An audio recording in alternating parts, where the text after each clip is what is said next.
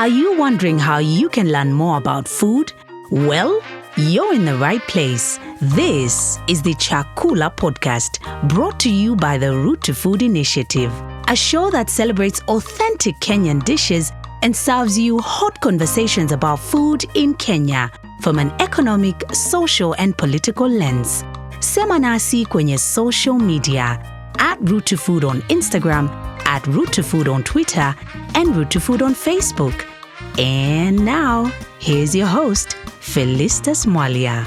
Hello and welcome to another episode of the Chakula podcast, a show that comes to you every Friday. Today I'll be talking about something that is really close to me and to all of us, that is our right to food. I am fortunate and honored to host a constitutional lawyer, an expert, a law professor who also has a particular interest in human rights. She's also a director at Katiba Institute and she'll be joining us via Zoom. Karibu sana, Professor Cottrell Ghai. Thank you.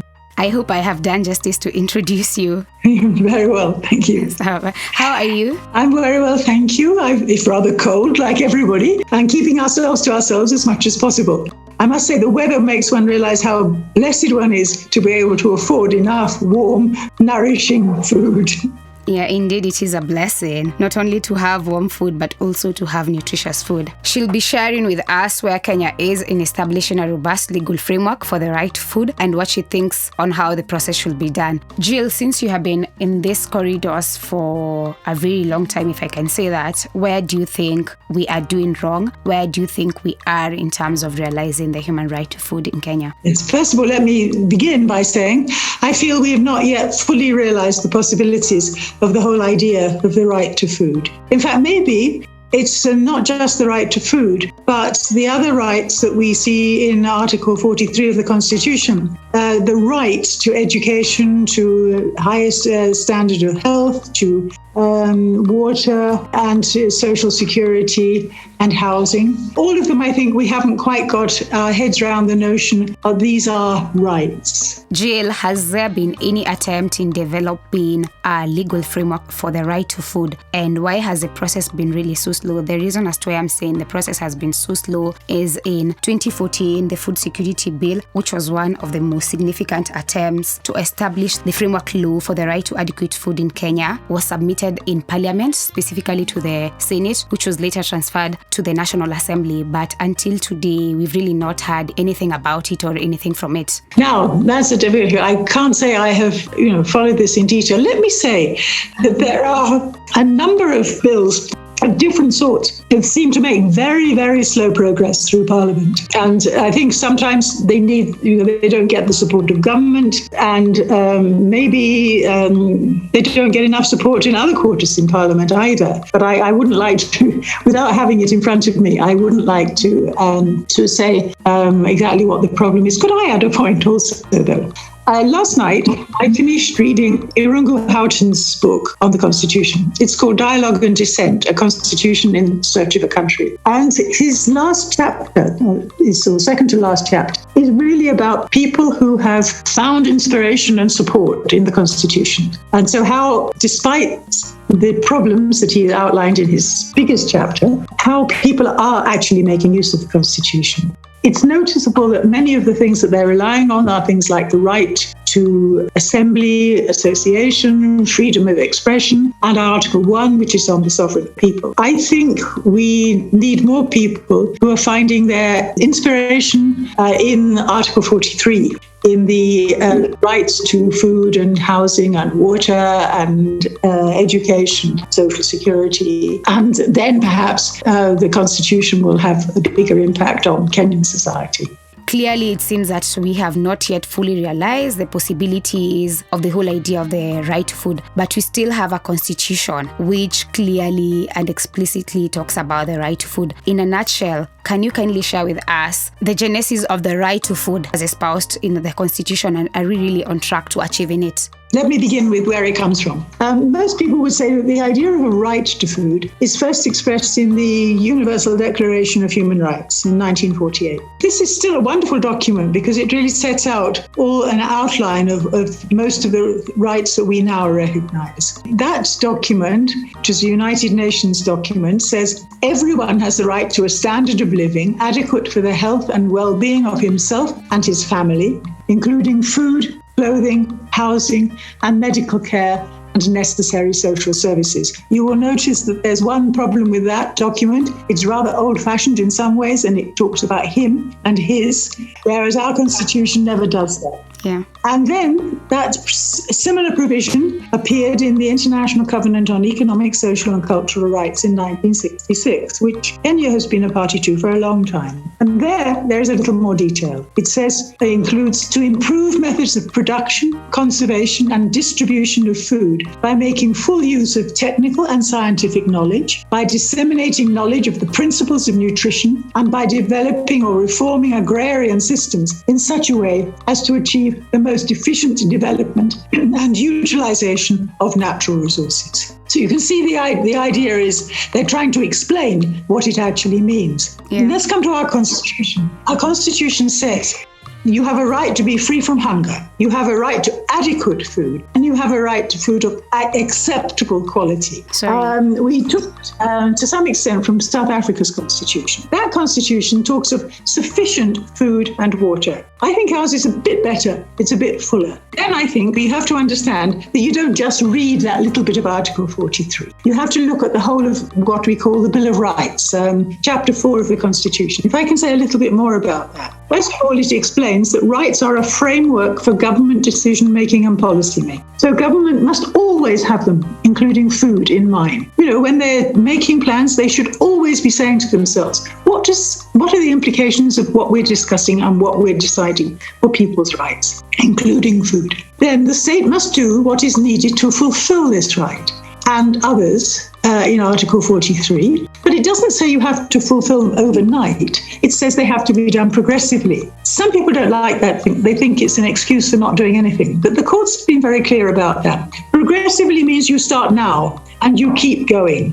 Mm-hmm. It doesn't mean you don't do anything yet. And then, of course, one of the things that prevents a sort of miracle overnight is money. But if a government is challenged in court and saying you haven't done enough about the right to food, and they say we don't have money, it's not our job to show that the government has the money. It is the government's job to show that they don't have the resources. And the Constitution is very clear that they are expected to give priority to those people most in need. And then, to repeat, is they're not expected to start feeding us all. First of all, they have to respect our rights to food. That is, they mustn't do things which reduce our access to food and the quality of food and the quantity of food we get. Secondly, they need to protect us against what other people might do to limit our rights to food by using the criminal law, by passing environmental law which protects food and so on. Then they should promote the right, which is, in other words, educating people about the right to food, or through their use of taxation, for example. They should be encouraging the production of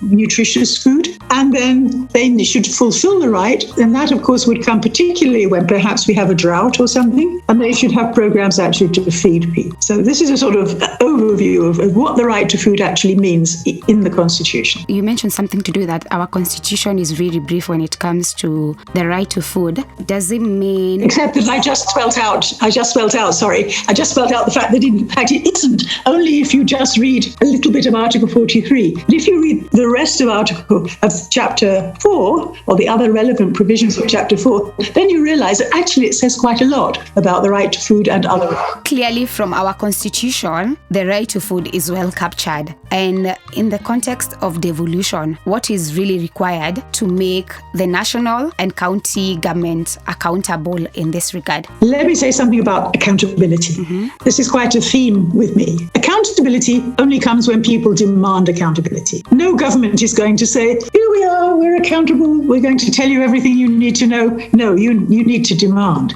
And of course, before you demand, you need to believe in it. Maybe that's been a problem with the right to food. Yeah. Certainly, a lot of people almost laughed at the idea when the Constitution was being made. How can the Constitution say the government must feed everybody? Perhaps it was even more laughable to some people than the idea of a right to education or a right to health or a right to housing. In fact, some constitutions have had a right to education for a long time. The Mexican Constitution perhaps was the first one in 1917, a long time ago. I think at the moment people don't really think of it as a right to food. And when I say people, I mean governments and politicians as well as people. A right creates a special possibility of accountability. If you, it's more than just a political commitment. So the answer to your question is similar to the answer I would give to about much of the Constitution. It's more likely to work. Accountability is more likely to exist when the people want it to work, when they insist on it working. Now, let me say the Human Rights Commissions, we have two of those really, the National Commission on Human Rights and the National Gender and Equality Commission. And those can take action without being asked by anybody. They can carry out their own investigations and they can go to court. But their enforcement powers are limited. And the courts need someone. Courts can't start to work unless somebody brings a case. It could be the Human Rights Commission, but it could be other people, citizens and organizations. Okay, so still within the context of devolution, under the fourth schedule of the Kenyan Constitution on distribution of functions between national and the county governments, the county government has a function of agriculture. Do you find this problematic given that the responsibility to progressively realize the right to adequate food lies with the national government? It actually doesn't just lie with the national government. The Constitution constantly says the state has to do things, right? We have the rights, and the state very often has the duties. Sometimes, of course, we should also recognize that we have duties too. Our human rights are not just a matter between us and the state, but between us and fellow citizens and organizations. However, back to your point, when you say the responsibility is that of the state, and the county governments are part of the state. There is one difference, it's an important difference, I think. The national government makes international treaties. So, for example, the International Covenant on Economic, Social and Cultural Rights is signed by the national government. And these days, a new international treaty would be approved by the national parliament. So in terms of who has the international legal responsibility, yes, it's the national government. Mm-hmm. But internally within Kenya, counties are part of the state and they also have responsibilities, duties, legal duties. Schedule 4 of the Constitution, yes, it talks about the powers and functions of counties. And the word powers, lawyers would often tell you, well, if you have a power, it means you can do it, but you don't have to do it. But Chapter 4 has a very interesting effect on that. It turns something which is called a power into a duty. So counties, as a state, have the duty to respect and promote and fulfill Article 43. And because to the extent that they have the power to do so and they choose not to do so, they're in breach of their duty and can be held accountable. See what I mean? So it's a sort of transformation by Chapter 4 of things that the counties may think of as a power into a duty to do it if it is important for the fulfillment of the rights of the people in their county. You've answered that really explicitly, and trying to link back what you have talked about the previous question about people perceived the right to education more compared to the right to food. And basically from observing what has been happening, the right to education has been partially achieved, so is the right to health. Why are we still struggling in putting in place policy and legal instruments to achieve the right to food? Yeah, yes. I think maybe it's because people are used to the idea of government providing schools and clinics.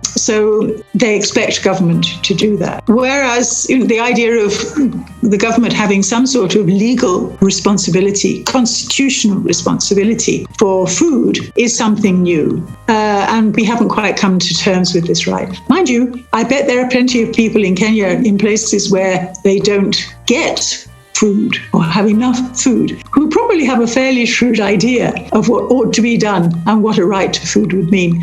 But for many of us, we haven't quite, as I say, got our heads around this particular notion.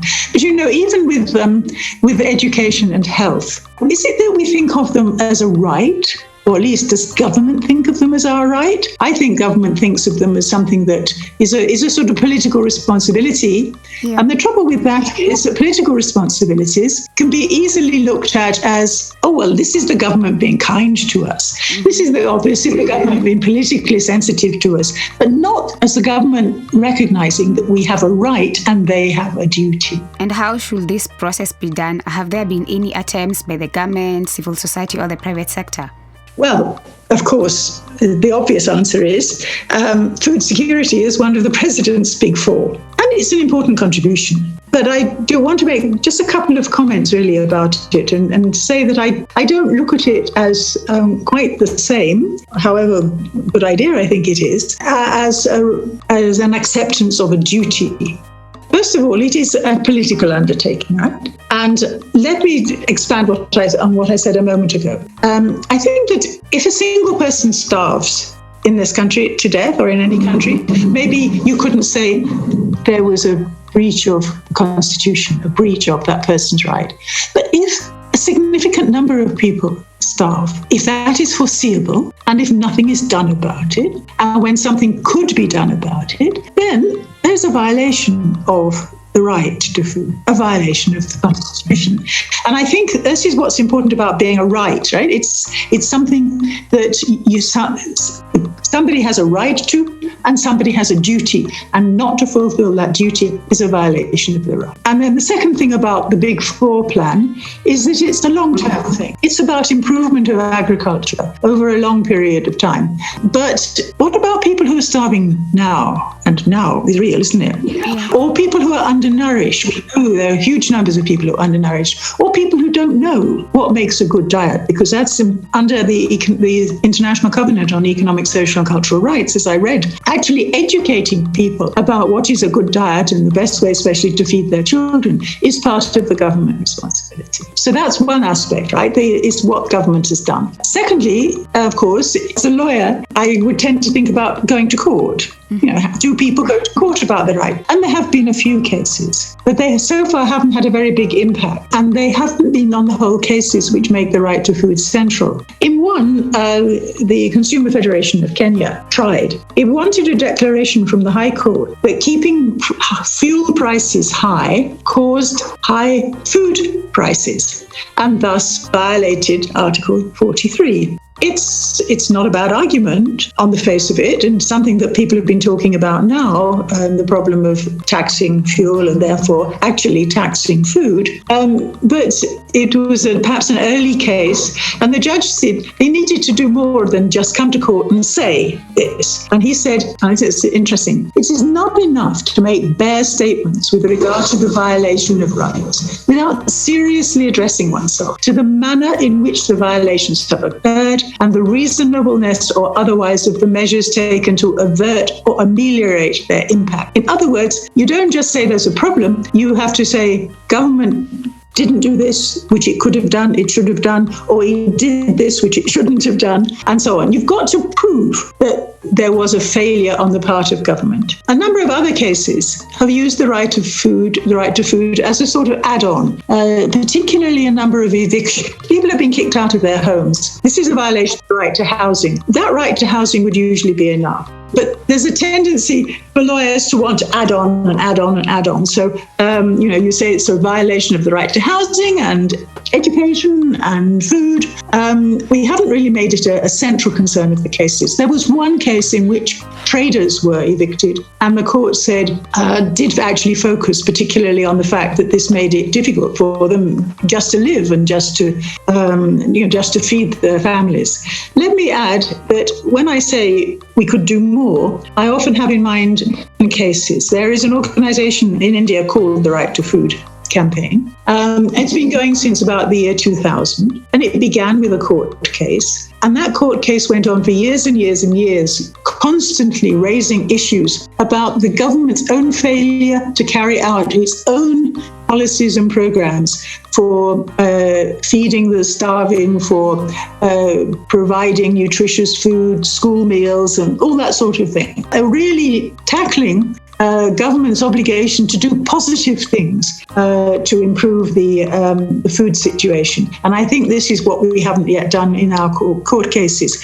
The need for government to do positive things to improve the food situation.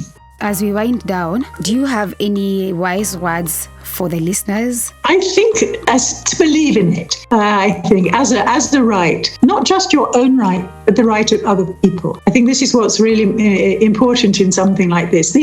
You can't just enjoy the right to food all by yourself, can you? It's got to be something which is functions for at least your community and for society. So we really need to believe in the rights and be prepared to make an effort, think about how those rights ought to be fulfilled. I would listen to you like the whole day, Professor, but we've come to the end of the show.